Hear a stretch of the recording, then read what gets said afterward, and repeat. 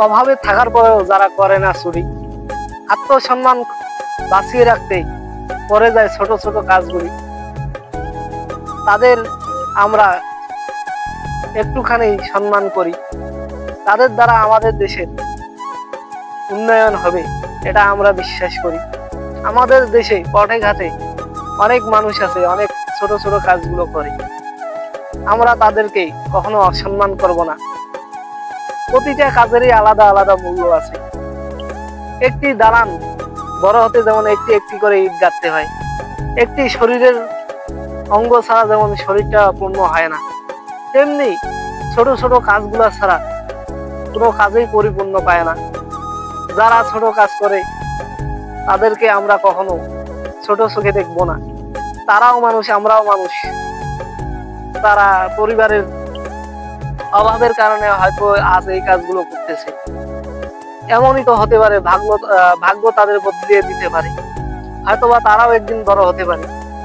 কিন্তু মানুষের পরিবর্তন হয়, কিন্তু স্মৃতিগুলো রয়ে যায়। কে কখন কি বলেছে মানুষ সেটা মনে রাখে। আমরা যদি তাদেরকে শ্রদ্ধা করি, তারাও আমাদের করবে শ্রদ্ধা। দেশের প্রতিটি নাগরিক দেশের একজন সুনাগরিক। প্রতিটি মানুষকে আমাদের সম্মান করা উচিত। মানুষ মাত্র কেউ তো ফেলে দেওয়া নয়, প্রতিটি মানুষেরই আছে লুকিয়ে থাকা প্রতিভা।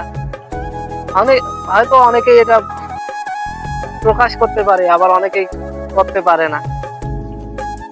তাই বলে আমরা কাউকে অসম্মান করব না। যারা ছোট কাজ করে তারা আমাদের দেশের একজন নাগরিক, আবার যারা বড় কাজ করে তারাও একজন দেশের নাগরিক। কুলি থেকে মজুর থেকে শুরু করে ব্যবসায়ী পর্যন্ত, বড় বড় ব্যবসায়ী সবাই দেশের নাগরিক, সবাই দেশের উন্নয়নে কাজ করে। তো কাউকে ছোট করে কোনো দেখার উপায় নাই। ছোট থেকে যারা বড় কাজ করে, দেশের সবাই উন্নয়নের জন্য কাজ করে। প্রতিটি কাজেই দেশের উন্নয়নে লাগে, প্রতিটি কাজেই মানুষের জন্য, মানুষের সেবার জন্য। যারা রাস্তা ঝাড়ু দেয় তারাও তো দেশের উন্নয়নে কাজ করে। রাস্তার ঝাড়ুদার যদি রাস্তা ঝাড়ু না দিত, তাহলে রাস্তা পরিষ্কার হয়ে থাকতো না, রাস্তায় ময়লা আবর্জনা থাকতো, আমাদেরই তো চলতে অসুবিধা হতো। তবে কেন আমরা রাস্তার ঝাড়ুদারকে ছোট চোখে দেখি? যারা ঠেলা গাড়ি চালায় তারা তো পরিবারের দায়ে ঠেলা গাড়ি চালায়, তাদেরকে কেন আমরা ছোট চোখে দেখি? সবাই তো মানুষ, দিন শেষে সবার পরিচয় একটাই, আমরা মানুষ। তার শরীর কাটলে যে রক্ত বাইরে হবে, আমাদের শরীর কাটলেও তো সে রক্ত বাইরে হবে। তাহলে কিসের করি এত অহংকার?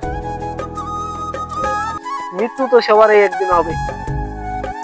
মানুষ মারা গেলে তার ঠিকানা হয় মাটির কবর। রাজা থেকে শুরু করে প্রজা পর্যন্ত সবারই ঠিকানা একটাই। রাজার কবর আর প্রজার কবরের মধ্যে তো থাকে না কোনো পার্থক্য। তাহলে পৃথিবীতে থাকতে কেন এত আমাদের মাঝে দ্বিধাদ্বন্দ্ব? আমাদের দিন শেষে পরিচয় একটাই হওয়া উচিত, আমরা মানুষ, সবাই সবার জন্য।